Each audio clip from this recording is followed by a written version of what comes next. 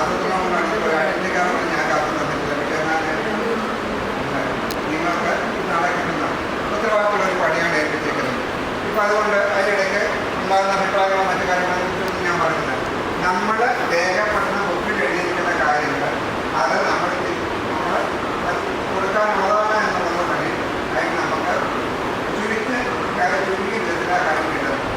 ആവശ്യം ഇപ്പം കുടിവെള്ളത്തിൻ്റെ പ്രശ്നമാണെങ്കിൽ വീട്ടിൽ ഒന്നും വേണ്ട, കുടിവെള്ള പ്രശ്നമുണ്ട്, ഇപ്പോൾ പെൻഷൻ്റെ പ്രശ്നമുണ്ട്, വഴി പ്രശ്നമുണ്ട്, അല്ലെങ്കിൽ വിദ്യാഭ്യാസം പിള്ളേർക്ക് വികലാംഗരായ കുട്ടികളാണെങ്കിലൊക്കെ ഞങ്ങൾ പിന്നെ കറിക്കാർ ഗ്രാമപഞ്ചായത്തിൽ പോയിട്ട് മണം ഞങ്ങൾ പോയപ്പോഴത്തേക്ക് ഒരു വീട്ടിൽ മൂന്ന് പെൺപിള്ളേർ വീക്കം പാസ്സായിട്ട് വരാം. അല്ലെങ്കിൽ സൗകര്യമായിട്ടുണ്ട്.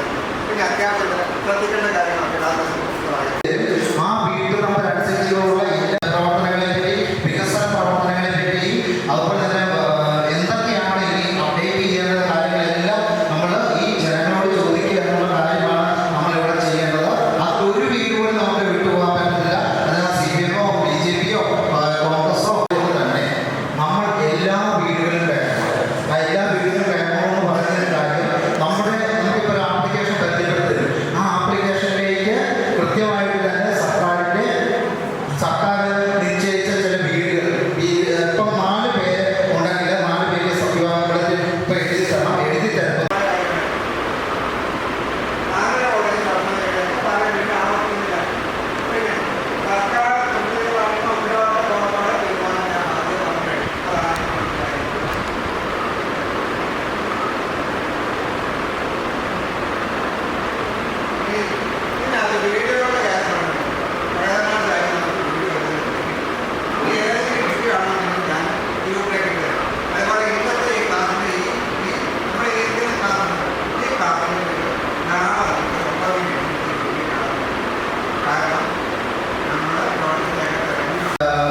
ഈ പ്രോഗ്രാമുമായി ബന്ധപ്പെട്ടിരിക്കുന്ന എല്ലാ കർമ്മസേനാംഗങ്ങളും CM-ന്റെ ഒരു സർട്ടിഫിക്കറ്റ് അടക്കമുള്ള സാധനങ്ങൾ തരുന്നുണ്ട്.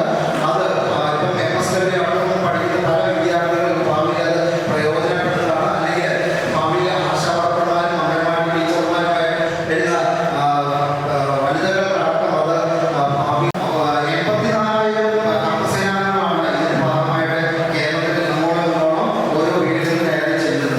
അപ്പോൾ ഇവർക്ക് എല്ലാം തന്നെ പൈസ കൊടുത്ത് നമുക്ക് പോകാൻ പറ്റില്ല. വോളണ്ടിയേഴ്സ് ആയിട്ട് നടത്തില്ല. വോളണ്ടിയേഴ്സ് ആയിട്ട് കടന്നു ചെല്ലാമെന്ന് പറയുമ്പോൾ എല്ലാവരും പഠിക്കാനും അല്ലെങ്കിൽ വിദ്യാർത്ഥികളായിട്ടിരിക്കുന്ന എല്ലാ ആളുകളാണെന്ന് പറഞ്ഞു. അതുകൊണ്ട് നിങ്ങൾക്ക് വേണ്ട വീടുകളിലെല്ലാം കുറഞ്ഞ സമയം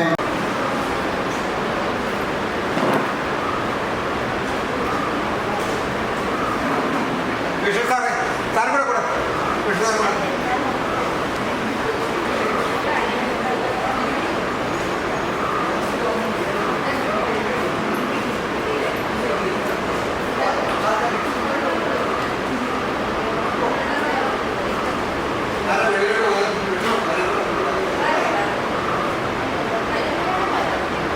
കഴിഞ്ഞോ?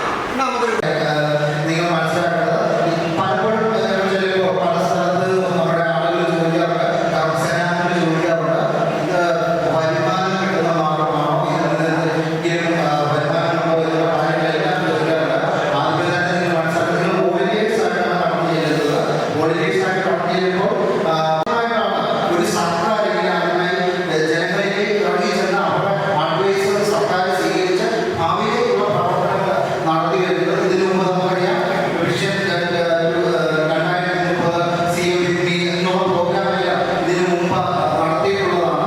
അപ്പോൾ അതിൽ നിന്നെല്ലാം ഉൾക്കൊണ്ടുകൊണ്ടാണ് സർക്കാർ പുതിയൊരു പ്രോഗ്രാമായിട്ട്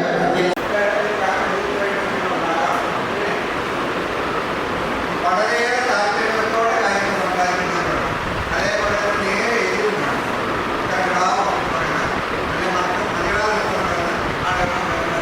പിന്നെ കർമ്മസേന അംഗങ്ങൾ അല്ലാതെ മറ്റ് പ്രതീക്ഷിക്കാത്ത അതിഥികൾ വരാൻ വന്നിരിക്കാം. കർമ്മസേനാംഗങ്ങൾ നിങ്ങളെ രണ്ടായിട്ട് ഡിവൈഡ് ചെയ്യും. അതായത് 4 പേര് ഒരുമിച്ച് പകരം നമ്മൾ 2 പേരായിട്ട് പോകുക. 2 പേരായിട്ട് പോകുമ്പോൾ ഒരാൾ നേരെ ഒരു വീട്ടിലേക്ക് കയറി ചെന്ന് കഴിഞ്ഞിട്ട് അവരോട് ചോദിക്കുന്നു എങ്ങനെയാണ് നമ്മുടെ സർക്കാർ സാക്ഷ്യമുണ്ടെങ്കിൽ ചോദിക്കാൻ പെട്ടെന്ന് പറയാം. കാർഷിക കൊണ്ടുപോകുന്നതിന് സംശയമുണ്ടാവും. മൊബൈൽ ചാർജുള്ള പൈസ തരുമെന്നുള്ളത് പരോക്ഷമായിട്ടൊന്നും പറഞ്ഞിട്ടുണ്ടെന്നല്ലാതെ കൃത്യമായിട്ടില്ല. ഇത് മാത്രമല്ല, ഇങ്ങനെ പോകുന്ന ആളുകൾ ഫണ്ട് കൊടുക്കണമെന്ന് പറഞ്ഞാൽ അത് ഡാറ്റാസിൻ്റെ കമ്പനിയല്ല. പിന്നെ കാപ്പിയും ചായകളൊന്നും ഞങ്ങൾ കഴിച്ചിട്ടില്ല. അതോടെ നമുക്കത് വയ്ക്കാൻ പറ്റുന്നതാണ് അല്ലേ? ആളത് തിരിക്കുക. ഇതൊക്കെ വെള്ളാമൂര് മണിമലെല്ലാം ഓടിയിട്ടാണ് ഇവിടെ ഒറ്റയ്ക്ക് വന്നത്. അപ്പോൾ ആ നമുക്ക് ഒരു പ്രതിഫലം വാങ്ങിയിട്ടല്ല ഞങ്ങൾ അത് ചെയ്യുന്നത്. സംവിധാനങ്ങൾ അത് നമ്മൾ കൊടുക്കുന്നു. അവരോട് ചോദിക്കും, നിലവിലെ സംവിധാനങ്ങൾ എന്ത് പാടുമ്പോൾ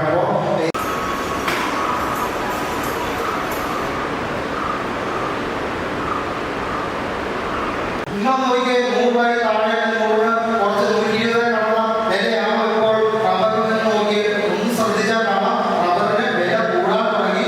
അപ്പോൾ നിരവധിയായ സ്കോളർഷിപ്പുകൾ ഗവൺമെന്റ് കൊടുക്കുകയാണ്. SC വിഭാഗത്തിൽപ്പെട്ട ഒരു വിദ്യാർത്ഥി പഠിക്കുന്നുണ്ട്. എന്തൊക്കെ സ്കോളർഷിപ്പുകളാണ് അവരുടെ, എന്തൊക്കെ സംവിധാനങ്ങളാണ് അവര് ലാപ്ടോപ്പ് കിട്ടുന്നു. കൈകാര്യം ചെയ്യുന്ന നമ്മുടെ ഈ സർക്കാർ ഒന്നാമതാണ്. എല്ലാ മേഖലയിലും ഒന്നാമതായി നിൽക്കുന്നു നമ്മുടെ ഈ സംസ്ഥാനം എന്ന് പറയുന്നത്. GST സംവിധാനം, GSTയുടെ നിരക്ക് കൊടുക്കുന്നത് കേന്ദ്ര സർക്കാരിന് കൊടുക്കുന്നത് കൂടുതൽ നമ്മുടെ സർക്കാരാണ് പറയുന്നത്. ഒന്ന് നോക്കി നമ്മുടെ NHനെ പറ്റി, നാഷണൽ ഹൈവേയുടെ നിർമ്മാണത്തെ പറ്റി പറയുന്നു. മറ്റ് സംസ്ഥാനങ്ങളൊക്കെ കേന്ദ്ര ഗവൺമെന്റ് നേരിട്ട് മുഴുവൻ പണവും ഒരു നാഷണൽ ഹൈവേ പണിയാനായിട്ട് കൊടുക്കുമ്പോൾ നമ്മുടെ സർക്കാർ 40% കൂടി നമ്മുടെ കേന്ദ്ര സർക്കാർ കൊടുത്തിട്ടാണ് ഇത് പണിയുന്നത്. സംശയങ്ങളുണ്ടെങ്കിൽ നിങ്ങൾക്ക് വേണ്ടി പോകുന്ന സംശയം ഉണ്ടാകും. പിന്നെ നമ്മൾ ഈ സന്നദ്ധ പ്രവർത്തകരായി ചേർന്നിരിക്കുന്ന നിങ്ങൾക്ക് ആദ്യം തന്നെ ഞാൻ നന്ദി അറിയിക്കുകയാണ്. നിങ്ങളുടെ എത്തിച്ചേർന്നതിനോടൊപ്പം കാരണം നമ്മുടെ സർക്കാരിലേക്കുള്ള അതായത് സർക്കാരിൻ്റെ പ്രവർത്തനങ്ങളെ കുറിച്ചുള്ള മുഴുവൻ കാര്യങ്ങളും നമ്മുടെ സാധാരണക്കാരായ ജനങ്ങളിൽ എത്തിക്കുന്നതിന് വേണ്ടിയുള്ള ഒരു സർക്കാരിൻ്റെ തന്നെ പ്രോഗ്രാമാണിത്. അതിനകത്ത് എത്തിച്ചേർന്നിരിക്കുന്ന എല്ലാവരും നല്ല അഭിപ്രായങ്ങൾ ശേഖരിക്കുക എന്നുള്ളത് പങ്കാളികളായിട്ടിരിക്കുന്ന മുഴുവൻ പേരെ അഭിവാദ്യം ചെയ്തുകൊണ്ട് ഞങ്ങൾക്ക് കൂടുതൽ പദ്ധതികൾ ഓർമ്മിപ്പിക്കുന്നില്ല. ആവശ്യത്തിനുള്ള എല്ലാ ആളുകളും എല്ലാവർക്കും കിട്ടിയിട്ടുണ്ട് എന്നറിയാം. അതനുസരിച്ച് നമ്മൾ പ്രവർത്തിക്കുക.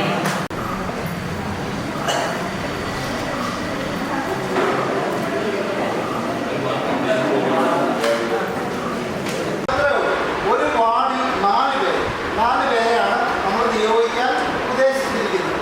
4 പേരൊക്കെ എത്തിയില്ല. ഇപ്പോൾ 24 പഞ്ചായത്ത് 24 ഇനി 4 എത്ര പേര് വേണം എന്നതിനെ ഓർത്താൽ മതി. വേണമെന്നാണ് പറയുന്നത്. അതിനുവേണ്ടിയാണ് ഈ പൊതുജനങ്ങളിലേക്ക് ഇറങ്ങിച്ചെല്ലുന്നത്. നിങ്ങളൊരു കാര്യം ഓർക്കുക, ലോകത്തിൽ ഒരിക്കലും ഇങ്ങനെ പ്രവർത്തനം നടന്നിട്ടില്ലെന്നാണ് ഇതുവരെ ഉള്ള ചർച്ചയിൽ നിന്ന് മനസ്സിലാക്കുന്നത്. അതായത് ജനങ്ങളിലേക്ക് ഇറങ്ങിച്ചെന്ന് ജനങ്ങളുടെ അഭിപ്രായം ശേഖരിച്ച് ഒരു ഭാവി ഗവൺമെന്റിനെ ഉണ്ടാക്കുന്ന ഇതുവരെ വീട്ടിൽ ആളില്ലെങ്കിൽ നിർബന്ധമായിട്ട് ആളുള്ള സമയത്ത് വീട്ടിൽ കയറി ചെല്ലണമെന്ന് പറയുന്നു. അതുപോലെ ഓരോ പ്രദേശത്ത് ഉയർന്ന വികസന ആവശ്യങ്ങൾ, നിർദ്ദേശങ്ങൾ, നടപ്പിലാക്കിയ വികസന പദ്ധതികൾ, മെച്ചപ്പെടുത്തിയ നിർദ്ദേശങ്ങൾ, ക്ഷേമ പദ്ധതികളുടെ നടത്തിപ്പ് കാര്യക്ഷമമാക്കാനുള്ള നിർദ്ദേശങ്ങൾ, മറ്റ് സർക്കാർ പദ്ധതികളുടെ നടത്തിപ്പ് സംബന്ധിച്ച അഭിപ്രായങ്ങൾ, നിർദ്ദേശങ്ങൾ ഇവയെല്ലാം റിപ്പോർട്ടായി ഹോട്ടലിലേക്ക് എത്തുക എന്നുള്ളതാണ് കർമ്മസേനാഗാനത്തിൻ്റെ നിങ്ങൾ മനസ്സിലാക്കുന്നവർക്ക്. അതൊന്നും ഞാൻ പറഞ്ഞില്ല. എന്തെങ്കിലും അവർ തെറ്റായിട്ടൊരു കാര്യം പറയുക മുമ്പ് പറഞ്ഞ പോലെ തെറ്റായിട്ട് അവരോട് എന്ന് പറഞ്ഞ ഇപ്പം ക്ഷേമ പെൻഷൻ കൊണ്ടുവന്ന ഒരു സർക്കാരാണെന്ന് തെറ്റായിട്ട് പറയുകയാണെങ്കിൽ അവരത് തിരുത്തി കൊടുക്കുക. അല്ലെങ്കിൽ അവർ പറയാൻ ലൈഫ് മിഷൻ കൊണ്ടുവന്നത് ഇന്ന സർക്കാരാണ്, അല്ലെങ്കിൽ ഈ ഫണ്ട് സർക്കാരാണെന്ന് പറയാം. പക്ഷേ ഇത് തെറ്റിദ്ധരിക്കപ്പെട്ട സമൂഹം ആണെന്നും എന്നെ അവകാശം നേരിട്ട് കൊണ്ടുവരുന്നതാണെന്നും ഒക്കെ വിചാരിക്കുന്ന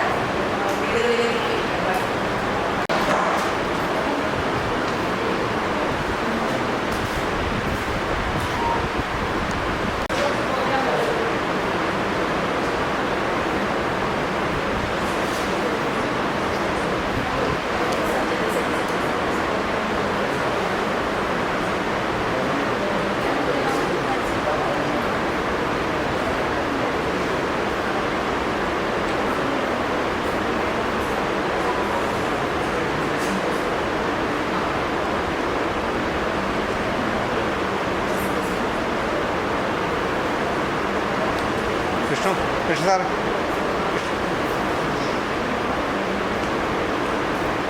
വീഡിയോ ക്ലിപ്പ് നാളെ കാണാൻ കേട്ടോ യൂട്യൂബിൽ. അവിടുത്തെ ഇവിടുത്തെയൊക്കെ ഞാൻ എടുത്തിട്ടുണ്ട് വീഡിയോ എടുക്കുന്നത്. എൻ്റെ ഒരു ബന്ധവുമില്ല, ഇരിക്കാൻ സൂപ്പർ അറിയിച്ചു പഠിച്ചില്ല.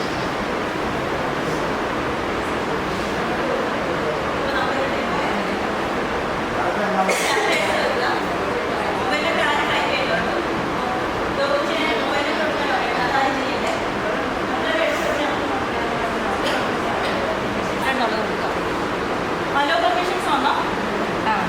ഇനി നമ്മൾ പെർമിഷൻസ് അലോ ചെയ്യുകയാണ്. ലൊക്കേഷൻ നമുക്ക് ക്ലിക്ക് ചെയ്യാം.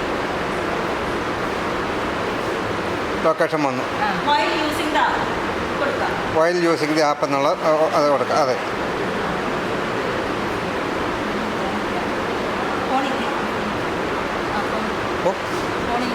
സാരമില്ല. പിള്ളേരാരെങ്കിലും ഉപയോഗിച്ചോ ചെയ്തോളൂ. നോട്ടിഫിക്കേഷൻ ക്ലിക്ക് ചെയ്യുക. അലോ കൊടുക്കുക. ഹലോ, ഓക്കെ അത്ര വന്നു. അടുത്ത നെക്സ്റ്റ് സ്റ്റെപ്പ്. നെക്സ്റ്റ് ഒരു മാപ്പ് വന്നു, അതിനകത്ത് വീടുകളുടെ ഇതുമായി.